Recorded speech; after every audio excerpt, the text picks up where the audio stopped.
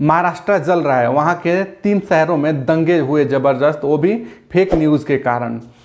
और ये कहाँ से शुरू हुआ है उसके बारे में थोड़ा विस्तार से बात करते हैं। तो इन सब की शुरुआत होती है बांग्लादेश से, दशहरा के टाइम पे। उस समय आपने देखा ही होगा कि वहाँ पे कैसे तोड़फोड़ किए गए और अल्पसंख्यक हिंदुओं को घर से निकाल के मारा गया, उनके घरों को जलाया गया और बहुत सारे अपराध और कृत्य उनके साथ किए जो कि बिल्कुल अमानवीय थे। और वहाँ से ये सब की शुरुआत होती है। और उसके विरोध में त्रिपुरा में बीएसपी के लोगों ने एक रैली निकाला और उस रैली में त्रिपुरा के जो शांति दूत थे उस पर पथराव किया। और जब पुलिस उसमें बीच में आई उनको शांत करने के लिए, तो इन लोगों ने नया नैरेटिव गढ़ दिया और झूठ फैलाना वहाँ से शुरू कर दिया। वहाँ से झूठ फैलाना, ट्विटर पे ट्वीट करना कि वहाँ पे मस्जिद में आग लगा दी और मस्जिदों को तोड़ दिया गया। इस तरह के झूठ ट्विटर पे ट्रेंड करने लगे, वो भी ब्लू टिक वाले आईडीज़ थे।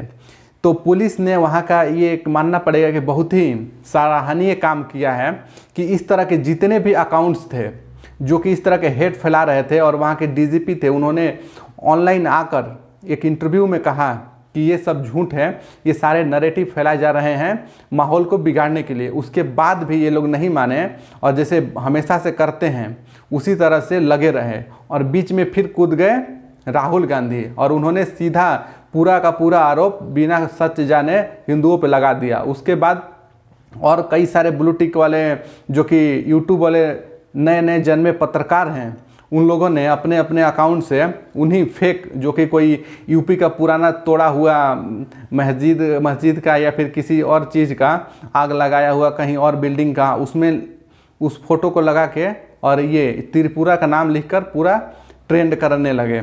और इतने बेवकूफ़ लोग हैं, बिना कुछ सच जाने ये महाराष्ट्र के 3 शहर जला दिए, वहाँ पे दंगे फसाद हो गए।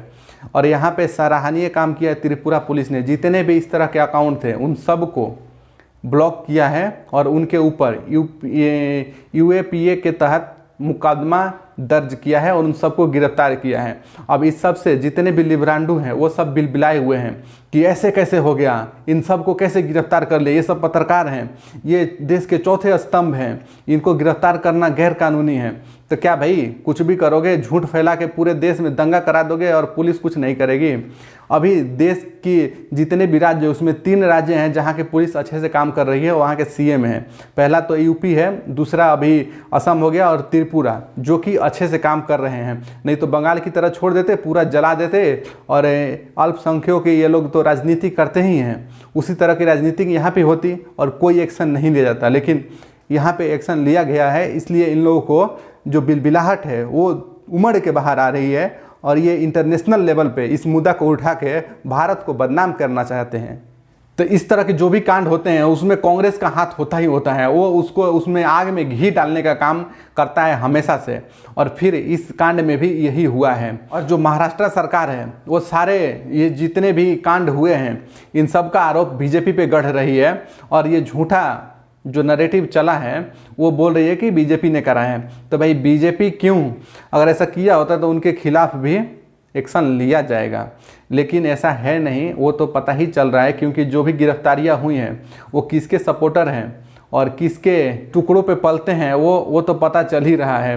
और ये तुम्हारी बिलबिलाहट से हमको भी पता चल रहा है। कोर्ट ने जितने भी ये यूएपीए की तहत जितने भी मुकदमे दर्ज हुए हैं उसमें वकील भी शामिल है, पत्रकार भी शामिल है और बड़े बड़े और भी लोग हैं जो कि उसमें शामिल है, जो कि राजनीति से भी ताल्लुक़ रखते हैं। सुप्रीम कोर्ट ने किसी को भी जमानत देने से इनकार कर दिया है। ये एक बहुत बड़ा फैसला है और एक सही फैसला है।